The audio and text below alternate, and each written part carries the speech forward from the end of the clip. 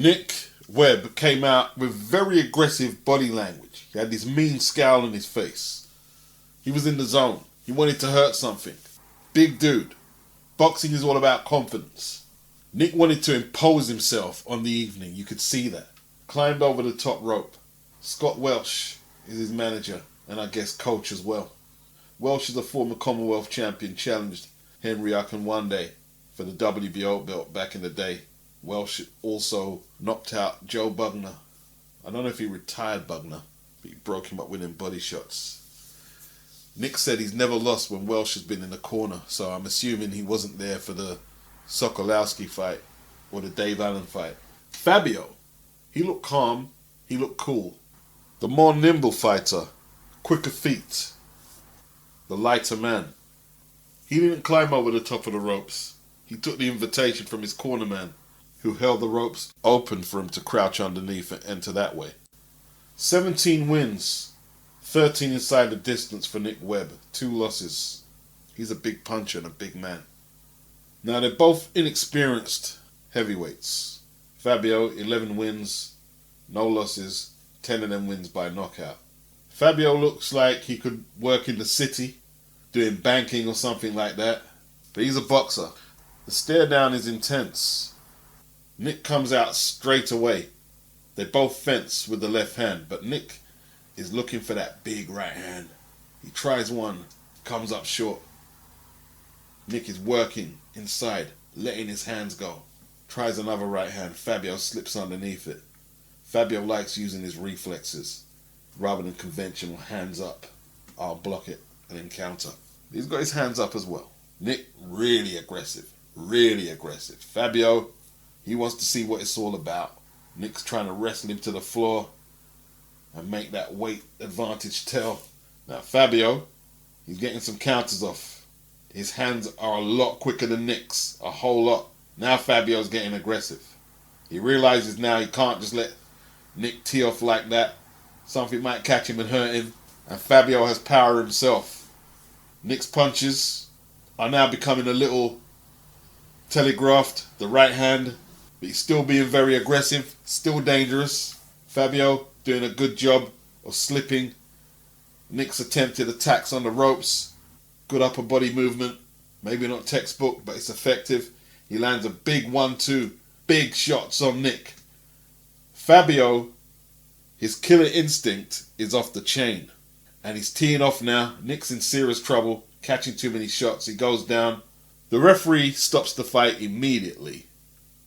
He doesn't even look into Nick's eyes. He just stops it. Looks a bit premature, but Nick perhaps isn't in no shape to fight. He's not protesting.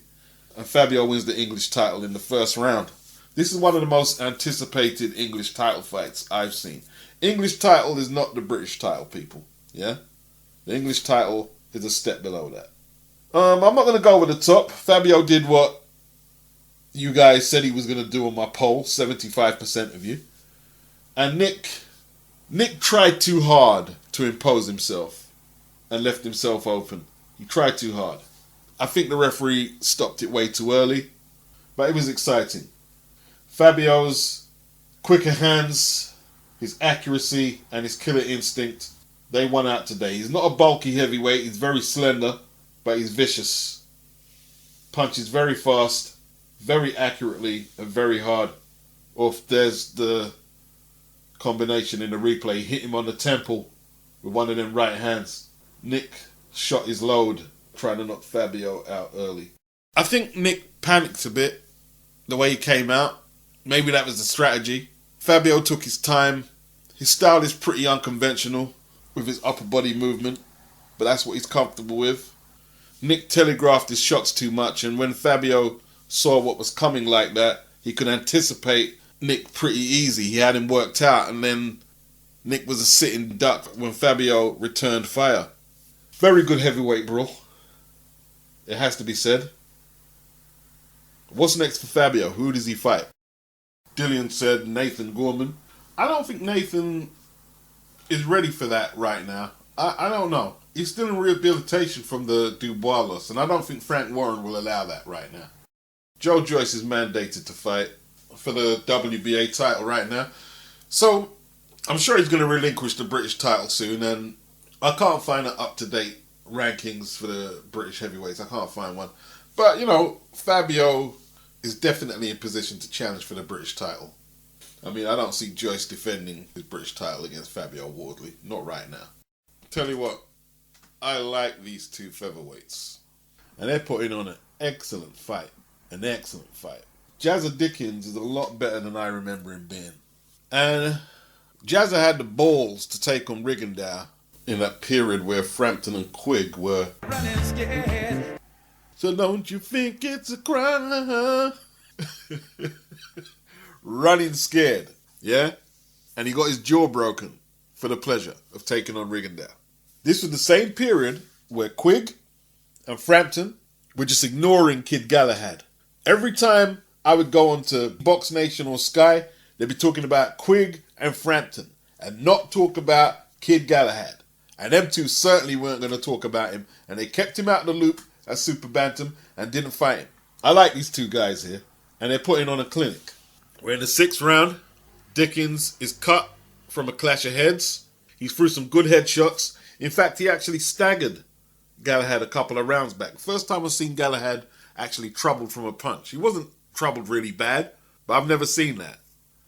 And Galahad is a really good pro. He's investing to the body. A whole lot to the body. And he's letting his hands go. He's trying to push Dickens back. Dickens, probably sick of getting whacked around the body. Maybe his coaches told him, why don't you hit him back to the body? So when Galahad was trying to go to his body, he had to pick his openings a lot more because Dazza was trying to go to his body. Very tactical fight. Both men using double jabs, as Galahad did there. Jazza's a southpaw.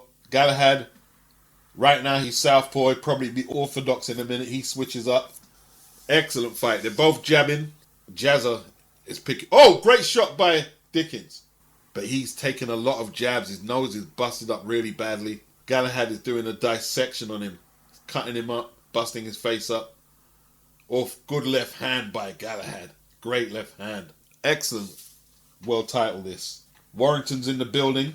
He's got his rematch coming up. Trying to revenge the Lara stoppage loss he suffered early this year. What a fight this is. The referee warning Galahad again. Just stopping the action. Jazza is busted up really badly. Great shots by Galahad. That one strayed a little low, but he's busting his man up. But he's fighting on. And this is for the IBF title that Warrington gave up rather than taking on his mandatory challenge, which was Kid Galahad. And Galahad doesn't want to let this opportunity go. Like, Jazza is going to have to stop Galahad. He's going to have to stop him because Galahad is not letting this go.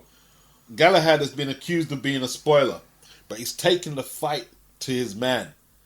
He's taking the fight to him. He's invested so much in that body. It's got to pay off if Jazza can't check him with a shot and stop him. It's got to pay off. Landing so much jabs from both stances. Jazza's busted up. His nose is really busted up. But he's not going to give up. He's not going to give up. This is a very good contest. Jazz has landed some very good shots himself. And like I said, a whole lot better than what I remembered him being. Little swollen around the left eye.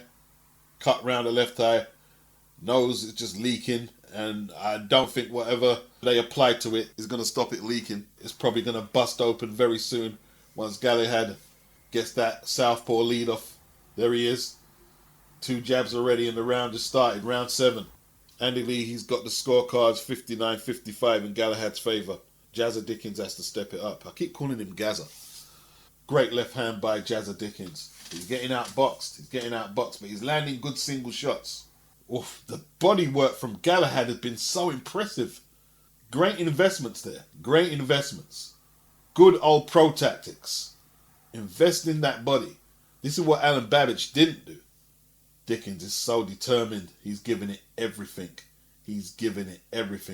Galahad's trunks are stained red and pink from Jazza's blood. He's leaking again. Oof, left hand again. Oh, what jabs. The jabs are just slicing straight through the guard. Great jab from Galahad. Great work. Excellent work.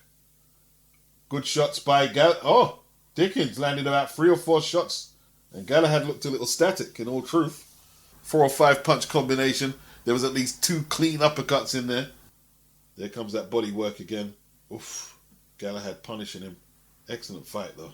Dickens taking the shots very well, but he's just not defensively responsible enough. He's got to remember he can't just come forward and expect to get rounds. You've got to defend yourself. Galahad might not be a big puncher, but he's landing too much. Another good round of boxing, which I would give to Galahad. Dominic Ingle in the corner. I think he's happy with how it's going. And they're looking at a big world title win here, which will mean everything to the Winterbank gym. Kell Brook's there supporting Galahad. Oh, 3-punch combination from Dickens. Oh, good shots. But Galahad's outworking him. Even though he landed that burst there, Galahad is outworking him. Dickens needs much more of that. He's just getting countered too much. He's landing the bigger single shots, but he's getting outworked. Galahad getting caught more than what I normally see him getting caught. I will say that. This has been a great effort by both men. I think Dickens wants to stop him with one shot. I think he knows that's his only option or his only chance to get the title. He needs to land one big shot and get the kid out of there. So he's prepared to take all the lever that Galahad's throwing and try and get one of them big shots on the target. That left uppercut, a shot like that. Oof! Left hook to the body from Galahad. Very underrated punches. Like, he's not a big puncher, but these are punishing combinations. He went left to the body and then right to the body. And he's going there again. He's very consistent. He's very competent. Oof, what a jab. Jazza walked right onto that jab.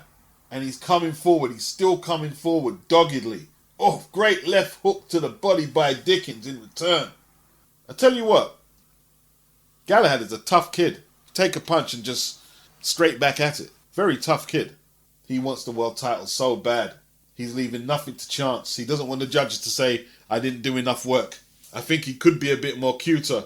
We've seen him be more cuter than this, but his work rate has been flawless. Absolutely impeccable. Won't stop throwing that jab. Goes back down to the body, ends the round. Another round for Galahad as far as I'm concerned. But a very good fight. Whoa, Jazza. Look at that towel from the cornerman. It's just red with Jazza's blood from his nose.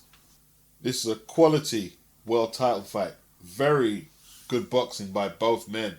Galahad is always set to throw his jab and work the body. See how he just dips under the jab?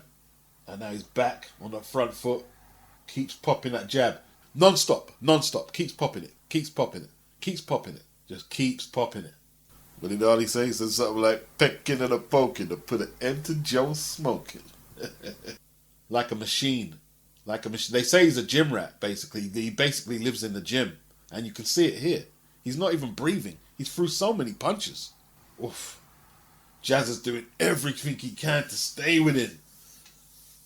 He's through a lot of jabs himself, but to keep up with that kind of work, and he's walking onto them jabs and just getting met with jabs, really good jabs, crisp, precise jabs from Galahad. We're in the 9th round now. Look at the jab work from Galahad. This is really impressive stuff.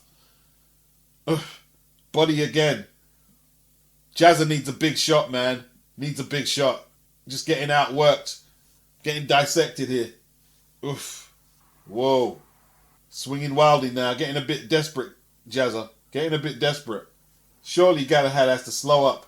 As far as I'm concerned, championship rounds are from 9 to 12. And this is where we're at now. Is Galahad going to slow up? Probably not. Oof. Body shot by Galahad. Right hand to the body. Great left hand control from Galahad. Is flipping brilliant stuff. Brilliant stuff. The referee stops him from working. Again. Oof. Look at that jab. Quality from Galahad, man. Looks like Jazz is feeling a little sorry for himself now. Galahad's enjoying himself. Championship rounds, and he's really enjoying it. 16 seconds left. He's under pressure. He's under serious pressure. He's under serious pressure. Look at the state of his face. Galahad putting a beating on him. The referee just getting in Galahad's way all the time. Whoa. There's Kell Brook. He'll be very happy with that. Are the Winterbank taking back the IBF strap? I tell you what, Josh Warrington's in the building. He's going to be gutted. If he sees Kid Galahad lifting that strap over his head tonight, he's going to be gutted. Absolutely gutted. All you had to do was take on your mandatory, But no, you went to fight the Mexican guy and gave up your strap. Now, it's hard to see Dickens rallying from here. It really is. Getting punished. His eye looking grotesque. Not the worst eye we've seen, but it's contorted. His face bloodied up. They're sending him back out there for the 10th. And as soon as we start, Galahad's going to have that jab. There it is. As soon as he started, bang, southpaw right hand, straight in his face. Straight in his face. No hanging about. He's like a machine. Whew. Oof. Body again. Working the body again. I don't know if Jazza gets through the 10th. I don't know if he gets through the 10th. I don't know. He landed a little something. It was high up on the head. Once again, Galahad took it like he didn't get hit. Good 1-2 by Jazza. Oof. He's under pressure though. Oh, Galahad. Left hook. Left cross, I should say. His left hand control is on another level. It's outstanding. This is a really good fight. Look at the body work. Quick 1-2, a left right to the body. Jazza going down to the body himself. He's trying to slow the kid down. He needs to slow him down. He needs to slow him down. Oof. 1-2 from Galahad again. Nice responses from Jazza. Not giving up. Jazza not giving up. Oh, right uppercut. What's Jazza got? He's got to fire back. I think this is a key moment in the fight. He's got to fire back. Galahad ain't going to stop punching. We know that jab's going in there. No matter what, he's not going to stop jabbing. He hasn't stopped from the first bell. Look at the state of Jazza's face. Big wild shot from Jazza misses. Oh, the kid's busted him. Why do you keep getting in his way? Why do you keep getting in his way? Don't even try and take a point from him. You're taking a point from him. I can't believe it. This referee. He took a point away from Galahad. For what? For stepping on his foot? Well, that's just going to make the kid mad. Oof, he's battering this kid, man. He's landing at least 6-1 now. Oof, combinations going in there. He's just mixing up the shots, uppercuts, jabs from both stances. It's cruel. It would be better if he had a big punch and he just put his man out of his misery. He's just torturing him. Just torture. Look at the state of Jazza's face. Look at the state of his face. That nose is just leaking. Wow. So much blood on that towel. But this is a world title. Jazza is giving 100% here. Nothing less. Look at the eye. The eye's shutting down. I won't be shocked if the kid turns southpaw to accentuate his shots that Jazza won't be able to see. Because that eye is shutting down. That left eye. Yep, he's southpaw. Yep. Jab. Uses his forearm. Pushes him off. A winker bank special there. I like watching Kid Galahad. People tell me he's boring. I like watching him. There's some fights I haven't enjoyed, but I like watching him. Technician. The technician. Whoa, look at them body shots, man. And he's invested in them from the first round. From the first round, bro. Left uppercut. And he throws it so, like, he doesn't swing it from the back of the arena or anything like that. As he's moving across, sliding across you, he'll just lift it up into your face. So you can't see it. Short little shot. Or too little coming back from Jazza now. Taking too much punishment now. Really needs a big shot, Jazza, to turn it around. Really needs a big shot. Oh, he's taking such a beating. He had to push his gum shield back in his mouth there, I think. He threw a big left hand.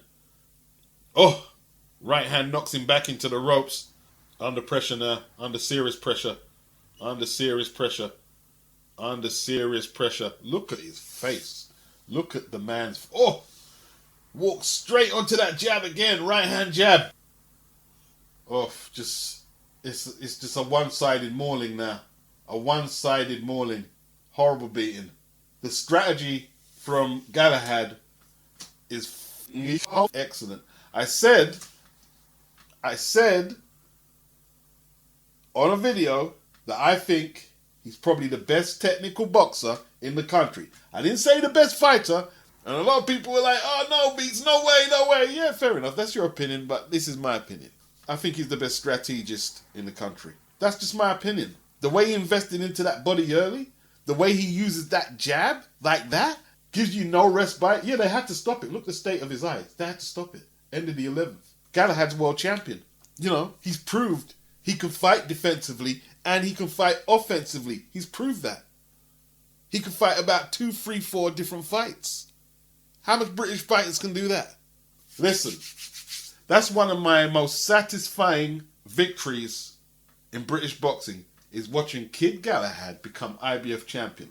Because Josh Warrington had the chance to defend his belt, but he gave it up because he didn't like the way Galahad fought in the first fight. Oh, he's boring. Oh, I'm going to fight Gary Russell. I'm going to fight Shakur Stevens for more money, and I'm going to block this guy out. You see what happened? You ain't got no belt. Now you're facing this difficult rematch with this mad Mexican who hits like a mule. And the unfancied Kid Galahad from the Winkerbank gym, who Frampton and Quigg avoided religiously, all of a sudden, he's the champion. Quigg's retired, Frampton's retired, Warrington's career is on the line, and Kid Galahad is the champion. The race is not given to the swift or to the strong, but the ones who endure to the end. I love this victory. I love this victory. Kid Galahad, featherweight champion. I love it. Absolutely love it. The guy they tried to freeze out is now a champion. So you could talk about you don't want to fight him all you want. Well, maybe you won't have no choice now. How about that?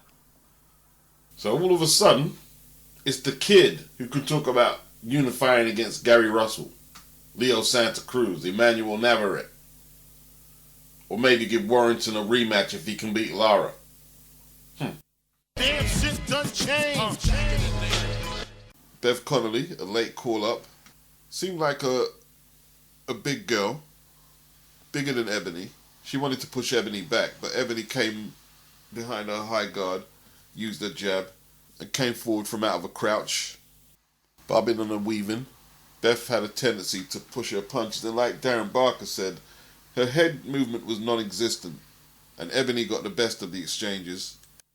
Ebony dominated with her combinations in the third. She landed a right hand over the top with a delayed reaction. Ebony followed up, and Beth ended up on the canvas. Beth's body language was suggesting to me she didn't want to carry on, but the referee let it carry on after Beth reluctantly half nodded her head that she wanted to continue. Another left-right landed and it was over. Ebony, she lost last time out to Shannon Courtney. She was amped up. She pointed at someone, told you, and you could see what the win meant for her. You know what I mean? So she's back on course. She's calling out Shannon Courtney. Danny Whittaker was 10 pounds lighter when he fought Jonathan Pilata and took his unbeaten record. Now, you know, Pilata was making a little bit of noise. He was 7-0, and it was a big upset in that tournament, which Nick Webb won. Whittaker was TKO'd by Nick Webb in the next round after he beat Pilata. He's also got stopped in 2 by David Adilier. He weighed in 260 for Adilier. Then he came in at 250 against Chris Healy for the Central Area title and lost a 10-rounder. And now he's back up to 260 for the Johnny Fisher fight. Bit of a yo-yo data. Probably took the fight on short notice. Johnny Fisher came in at 239. He's now 3-0, 6'5". Big unit of a boy. And he's only 22 years of age. I don't know what they're feeding that kid there. Johnny, very grounded kid. Played rugby at university. Very mature talker for a 22-year-old. Always good to have a white heavyweight on the roster who likes a good scrap and can belt a bit. I think he's got more potential than a Dave Allen. He's bigger than Dave. He's more dedicated to his craft. They've got to take his time with him because he's very raw. But he hits hard. I'm seeing improvements. He's developing a fan base. It will be a bonus if he can take it to the world elite level. That's a bonus. A big bonus. But if they can get this guy in some good domestic matches and guide his career, they'll make good money with him. Jimmy Tibbs is training him. Here's a warning to Eddie Hearn and his handlers though. Try not to build any of your fighters on their iron chin. Because sometimes the fighters start buying into that. Yeah, I have an iron chin. I'm being billed as the guy with the iron chin. Iron can bend. if put under enough pressure. Young fighters are very impressionable, and if they're not told the right things, they can develop bad habits. Looks a bit scary when he looks a bit youthful when he lets go with them big hulking shots to the body. The big unit of a lad. You need journeyman, trial horses in boxing, and that's who Danny Whittaker is. Grossly out of shape, not in condition, took the fight on short notice more than likely. And he showed some good survival instincts in the first, you know, and tried to counter with some good shots. But he was woefully out of his depth, wasn't he? He wasn't brought here to win. In the second, Johnny put him down with a right hand. Johnny was in what they called a zone in boxing, and threw another while he was down. He immediately cradled his opponent. Like, I shouldn't have done that. Oops. But the writing was on the wall now. Whittaker stumbled back up. Another big overhand right. Had Danny down again. The referee could have really stopped it there. Danny tried to move to his right to get away from the right hand, but there was no hiding place here. And, you know, with him curled up helplessly on the ropes, the referee stopped it. Second round victory for Johnny Fisher. There's nowhere to hide in the boxing ring. Nowhere to hide. Unforgivable sport. A wonderful sport, but unforgivable. At 22, Eddie, Tibbs, and Johnny's handlers have to gauge this correctly, because there's going to be pressure featuring him on the main broadcast, because people are going to ask, well, when are you going to step him up? And he's only 3-0 and 22 years of age. And maybe it's unrealistic to keep him hanging around for 4 years for the next Olympic cycle. But there's other championships, you know. 2 more years in the amateurs wouldn't do Johnny any harm. Wouldn't do him any harm. But he's in the pros, and there's going to be pressure. There's a few British fighters out there who have been taken out of the amateur system too quickly and pushed into the pros. He's only 22. And I've heard people, you know, they're already saying, yeah, he should fight this guy and this guy next. No, he shouldn't be fighting this guy and this guy next. He needs to be fighting a certain level of opposition to develop. He's not ready to take requests. He's not a DJ. This is boxing. PBC card last night. Louis COLLAZO, and what he said was his last fight, ended in a no decision against Stanionis, a Lithuanian. Stanionis is unbeaten. We don't know what he's going to go on to do. And I'm not going to say, yeah, in Louis' prime, he would have murdered him or anything. I'm just saying that in his prime, it would have been a totally different experience for Stanionis. A lot of the shots he caught COLLAZO with a few years back, COLLAZO wouldn't have been hit with them. COLLAZO, former WBA champion. Hope he's fruitful in his retirement. Got hard done by in a couple of decisions against Hatton and Andre Berto. But them's the breaks. Good fighter. Seriously, you got to ask the PBC and the WBA how this 3-0 fighter named Gabriel Maestre outpointed someone named Mikhail Fox and became an interim champion. A joke of a fight. He's 4-0. He stopped someone named Barraza, who was 20-0 on his debut. But I've never heard of the guy. This is in Colombia. Diego Gabriel Chavez, we all know him. He TKO'd him in 4 in Colombia. Daniel Vega Cota, who I saw Erison Lubin take apart, he KO'd him in 1. And this qualified him for a world title shot, which he won against Mikhail Fox, who, looking through the resume quickly, has a decision win over a very faded DeMarcus Corley a few years back. This is on the back of Gilberto Mendoza talking about they're going to reduce the number of titles in the WBA. They said that a few years back and they did nothing about it then. And he's saying that there. He previously claimed the number of titles would be reduced in January 2016 before placing a bulk order for more belts. We will now finally bow to public pressure and reduce the number of belts from October. I'm not telling you that I'm going to stay with a single champion in each weight class, but yes, most of the divisions I'm going to stay with a sole champion. Like, it's all about the place, what he's saying. Just nonsense. Just total nonsense. I mean, in 6 days from, let's say, not this Saturday, but the Saturday before, till this Friday, we saw 2 WBA featherweight title fights. One for the regular belt, and one for the interim belt.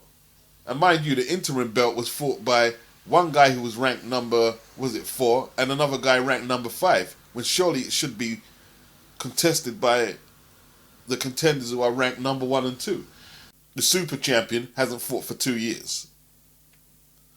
You know, what Gilberto should do is just bury his head in the sand and do nothing about it, and make more belts so we can just say how stupid he is in his organization. You know, it'd be too much fun lost if they made sensible decisions. Just keep doing your clown-ish and ruining boxing so we can say how stupid you are. Now in England, especially where I come from, we call him Devon. But over in America, they call him Devon. Devon Alexander. 2-weight world champion. Devon Alexander. It's a weird sport, you know. 12 years ago, Junior Witter was a fading fighter, past his best. He fought Devon Alexander for the vacant WBC light welterweight belt. And you can see that, you know, Devon was just energetic, young, sharp, quick. And when you look at young fighters like that, you can never see them being in that position where they're being used as a gatekeeper. But this is exactly what's happening to Devon right now. I haven't seen the fight. He lost a 10-rounder against someone who is 11-2-1. His name is Luis Santamaria. He actually beat Mikhail Fox, who challenged for the interim belt yesterday. Devon has now lost his last 3 on the bounce. Was stopped by Ivan Redkach in 2019 in his fight before this. The Andre Berto fight was controversial, just like the Victor Ortiz fight was controversial. If we go back to 2013 where he fought twice, one of them was a loss against Sean Porter where Sean relieved him of the IBF strap at 147. Devon has won 3 fights in his last 10. 3 fights in his last 10 from 2013. But if the PBC call him up and he needs the payday, who am I or you to tell him not to take it? Unless you're going to pay his bills for him.